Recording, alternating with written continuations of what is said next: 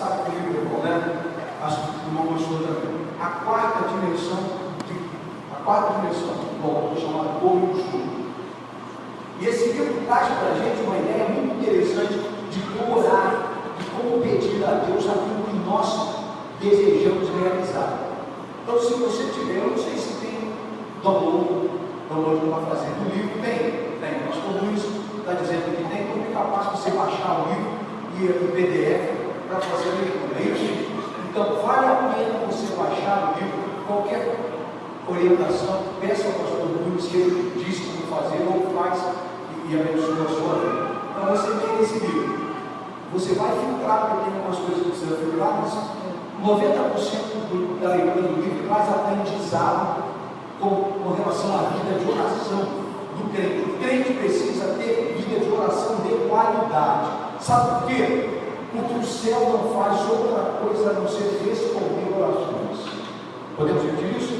O céu não faz outra coisa a não ser responder orações. Você sabe quem foi que disse isso? Foi o Wesley. O Wesley disse isso e ele tinha motivos para dizer. Eu acredito que se nós também fizermos as nossas orações, as nossas petições, o céu vai responder. Porque o céu, repito, o céu não faz outra coisa a não ser responder a Amém. Temos visto famílias se desmoronando, porque Deus esteve ausente do início ao fim do relacionamento, ou porque esteve presente em alguns momentos da jornada de construção. Quando nós trazemos Deus para o nosso relacionamento, quando nós trazemos Deus para a nossa história, quando nós trazemos Deus para os nossos projetos, Deus não fica como um convidado estranho na nossa vida. Deus quer permanecer na nossa vida. E Ele precisa permanecer na nossa vida. Por quê? Porque Ele é um dos maiores parceiros que nós vamos ter na nossa equipe. Para quê? Construirmos um casamento feliz, construirmos uma família feliz.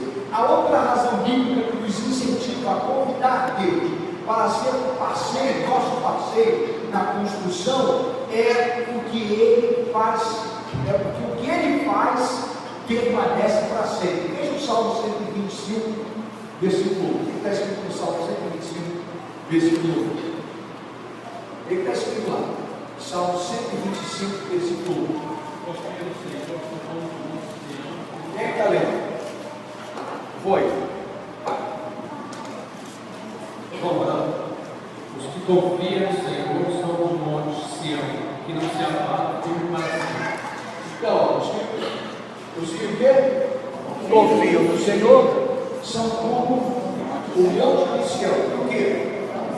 Não se abalam e permanece para sempre. Então, tudo que Deus faz permanece para sempre. Direito. Tudo que Deus faz permanece para sempre. Agora diga assim comigo. Tudo que Deus faz é bom e permanece para sempre. As mulheres, tudo que Deus faz é bom e permanece para sempre. Eu vejo os homens, tudo que Deus faz Tudo que eu faço é bom e permanece para sempre. Ele fica noivo. Tudo que Deus faz é bom e permanece para sempre. Agora olha para a pessoa que está do teu lado. Olha, dá um sorriso para ela. Ô Marão, o que tu fez, rapaz? Pega o teclado agora.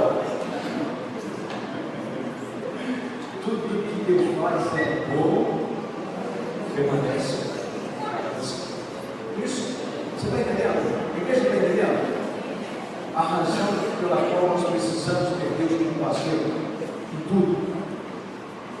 Porque tudo que Deus faz é bom, tudo que Ele faz permanece. Não é efêmero, não é temporário, não tem prazo de validade.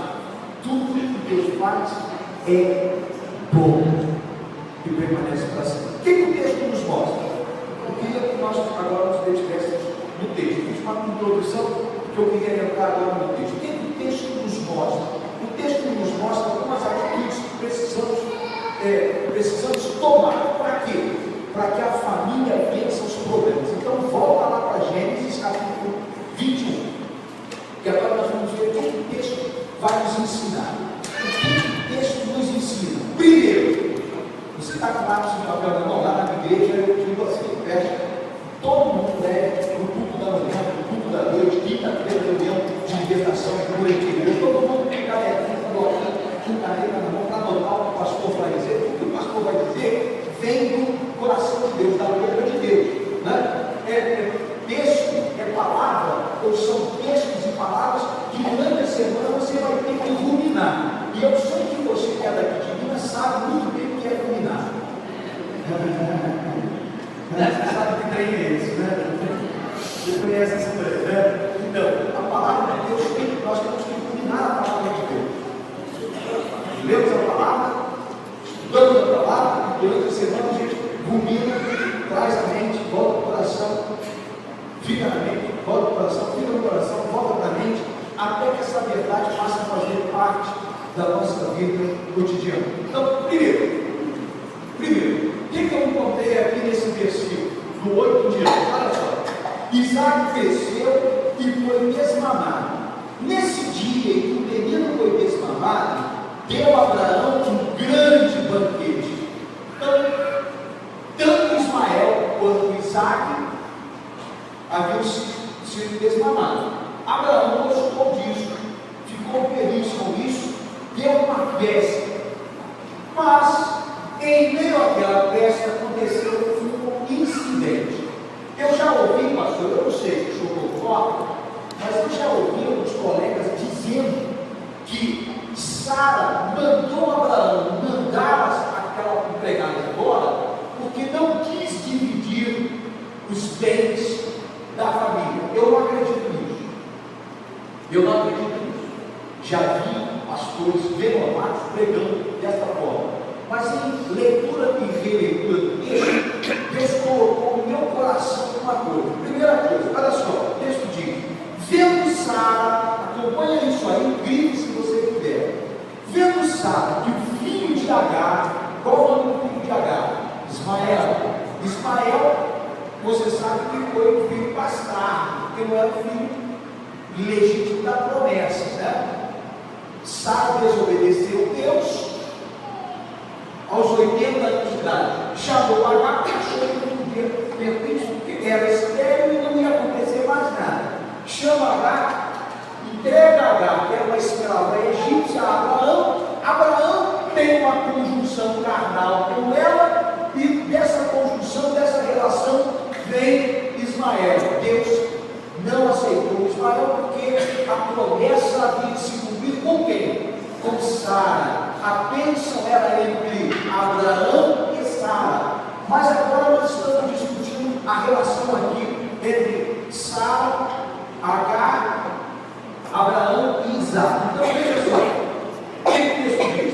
Vendo Sara que o filho de Agar, a egípcia, o qual ela dera à luz a Abraão, o que ele falava? O que esse menino fazia? Está aí no texto. O que ele fazia? Caçoava de Isaac. Caçoava de Isaac. O texto diz que esse menino zombava do filho da promessa. O texto diz que esse menino estava apresentando alguma irregularidade. O texto diz que esse menino estava com um problema já desde cedo. Ele caçoava de Isaac. E agora olha só o que fez essa mulher.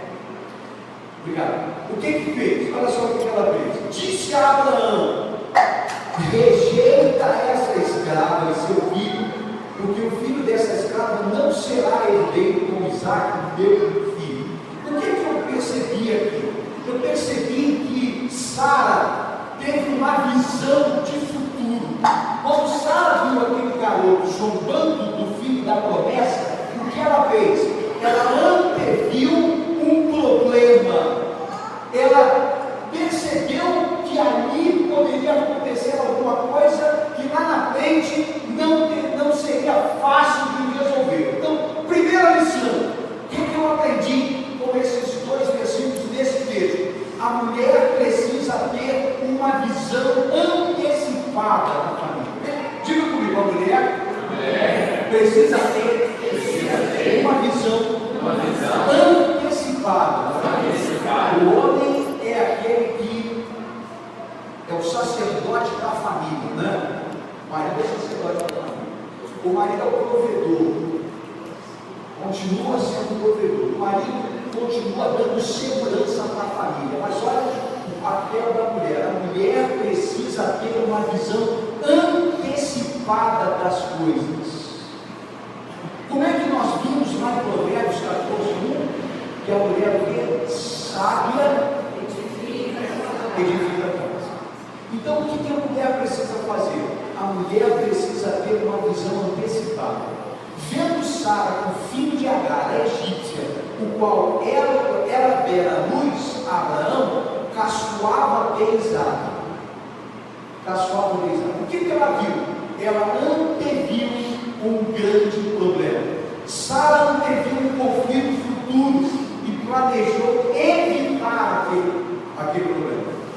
Uma outra coisa, um erro não justifica outro erro. Não é porque ela errou lá atrás, não é porque Sara errou lá atrás, fazendo o que fez, não entendeu a voz de Deus e não obedecendo a voz de Deus, que agora ela ia permitir que um problema gerasse um caos futuro dentro de casa, dentro da família, entre aqueles dois meninos ou futuros homens. Então o que ela fez? Ela anteviu um problema, ela antecipou uma situação. Imediatamente abriu os olhos do marido. Lá no versículo 10. Vê se não é isso que está acontecendo. Ela abriu os olhos do marido. Disse Sara para Abraão: rejeita essa escrava e seu filho, porque o filho dessa escrava não será herdeiro com Isaac, meu filho. Então, o que ela fez? Ela abriu os olhos do marido. Então, olha só, irmãs, ouçam bem o que eu vou dizer. A mulher sábia precisa antever qualquer problema futuro no casamento. E o que a mulher sábia deve fazer? Abrir os olhos do marido. Abra o dela primeiro, você viu? Através da oração Deus faz isso. E depois ela chama o marido e abre os olhos do marido. Olha, eu tive um problema agora recentemente na minha igreja, há uns 15 dias atrás, no meu ministério de jovens. Que é o pastor dos jovens, que eu convidei amigo meu, afilhado de casamento, e dei a eles algumas regras, alguns projetos para concluir com a juventude, e durante 1 ano e meio, ele não conseguiu colocar as metas em prática, ele não conseguiu realizar os projetos, e estava fazendo um ministério autônomo dentro do meu ministério. Sabe quem abriu os meus olhos? Sara. Amém. Conversamos com ela, é educadora, ela trabalha com a educação religiosa da igreja e é a presidente das mulheres cristãs em ação. Foi ela que chamou o professor. Você está percebendo isso? Você está vendo isso? Você, olha só o que está acontecendo. E quando eu abri os meus olhos, verdadeiramente, o moço estava conduzindo o ministério dele, um ministério autônomo, dentro do ministério. E aí eu chamei o moço uma terça-feira para conversar. Só que no meio da conversa eu não tive uma outra alternativa a não ser pedir o ministério dos jovens a ele. Pedir o ministério. E naquele momento, rapaz, ele mostrou verdadeiramente o caráter quem ele verdadeiramente é. E aí eu agradeci a Deus porque ele fez a prisão dela para pedir depois. E aí, o que ele fez? Como se não bastasse, ele fez